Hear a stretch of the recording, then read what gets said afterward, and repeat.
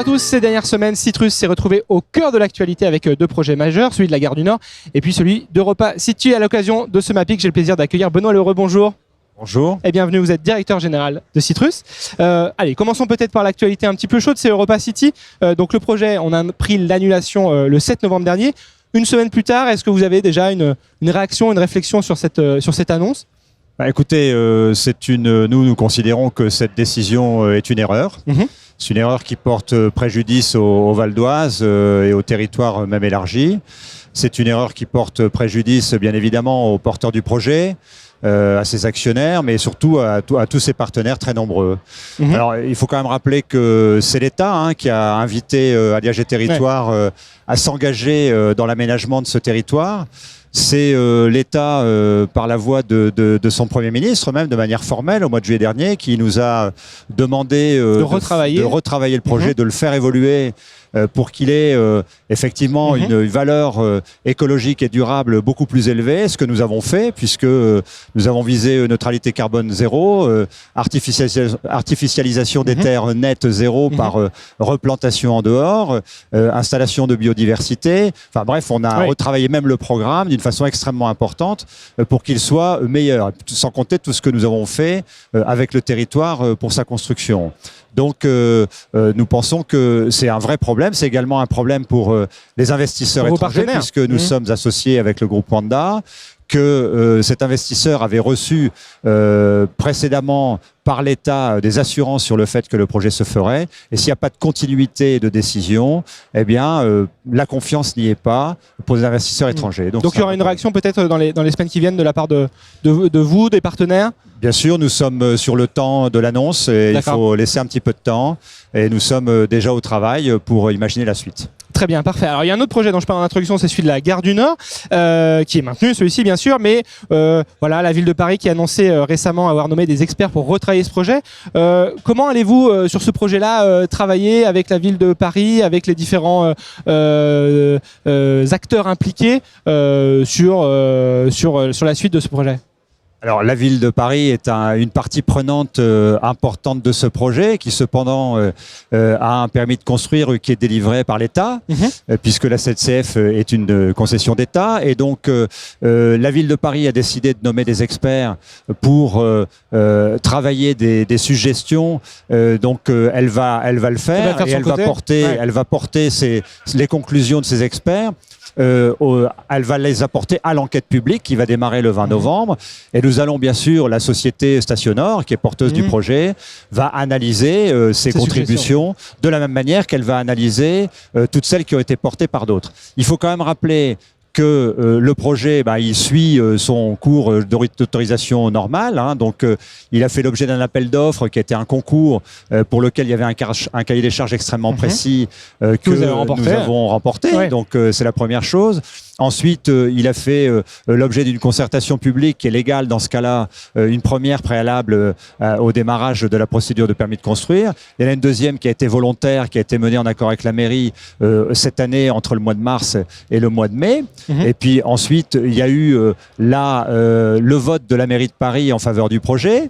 Et puis ensuite, il y a eu la Commission nationale d'autorisation commerciale qui a approuvé à l'unanimité la partie commerciale du projet. Donc nous sommes dans la poursuite de la procédure normale du permis de construire pour viser toujours la livraison en 2024. Voilà, c'est la question que j'allais vous poser. Voilà, c'est les Jeux Olympiques. À l'heure pour les Jeux Olympiques, évidemment, on avait pris un tout petit peu de délai, mais il y avait un petit peu de marge, un petit peu de délai par rapport à l'autorisation commerciale, mais nous avions un petit peu de marge et aujourd'hui, nous maintenons ce calendrier. Et alors, comment, de votre point de vue, vous avez vécu un peu cette période où il y avait ces tribunes dans la presse, ces communiqués de la ville de Paris ? J'imagine quand on est porteur de projet, on regarde ça un petit peu avec surprise peut-être.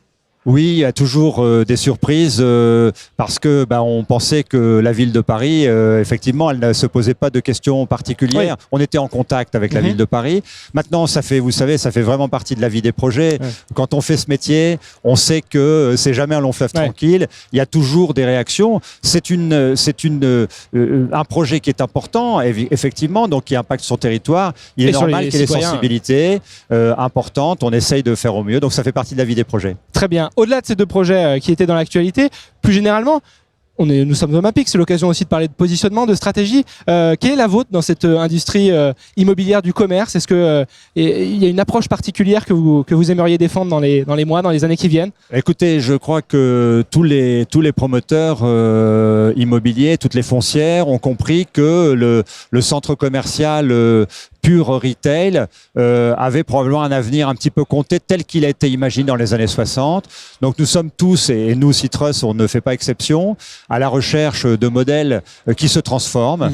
Et donc nous sommes à l'œuvre aujourd'hui dans l'entreprise Citrus pour essayer de capitaliser sur ces lieux qui sont des lieux physiques et au fond dont nous on sait depuis longtemps qu'ils ont un vrai sens, ils ont une vraie utilité. C'est une notion d'expérience dont on parle beaucoup. Effectivement, ils avaient une utilité qui était reconnue naturellement par du commerce il y a quelques années et aujourd'hui il faut retrouver une nouvelle utilité. Mais à chaque fois qu'on prend des initiatives d'animation particulière, de travail avec les associations, de transformation des usages, de prestation de services supplémentaires, d'apport de nouvelles activités type loisirs, type logement, etc. pour développer les sites, eh bien nous rencontrons de nouveau des succès. Donc ce modèle, il faut qu'on le fasse évoluer. On essaye de le faire site par site, cas par cas, parce que en fait le site est local, le citoyen est local, la collectivité est locale. Donc il est connecté au territoire qui le reçoit. Il est de plus en plus connecté au territoire et c'est ça qui prépare le rebond. Alors très rapidement avant de terminer cette interview, un ou deux exemples peut-être de projets qui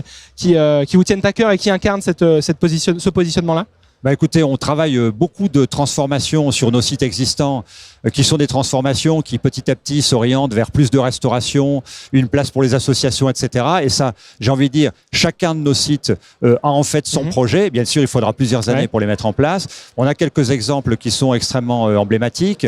On travaille aussi sur des sites nouveaux, par exemple le site de Quai 22 à Saint-André dans le nord de la France, une ancienne friche industrielle sur laquelle on envisage avec un partenariat avec l'InCity, de faire tout autre chose que ce qu'était un centre commercial. C'est-à-dire qu'on fait un quartier de ville dans lequel il y aura du logement, dans lequel il y a un petit peu de bureaux, dans lequel il y a aussi un petit peu de commerce.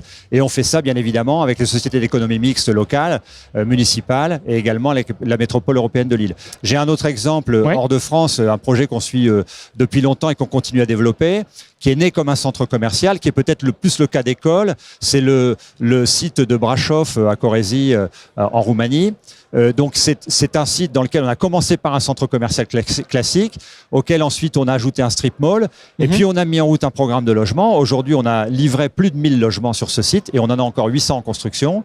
On a ajouté donc un hôtel, on a ajouté des salles de sport, on ajoute maintenant bientôt des services médicaux, et puis on a adjoint également un quartier de bureau qu'on est en train également de développer avec la marque, je dirais, la patte Citrus. Donc le centre commercial peut avoir plusieurs vies.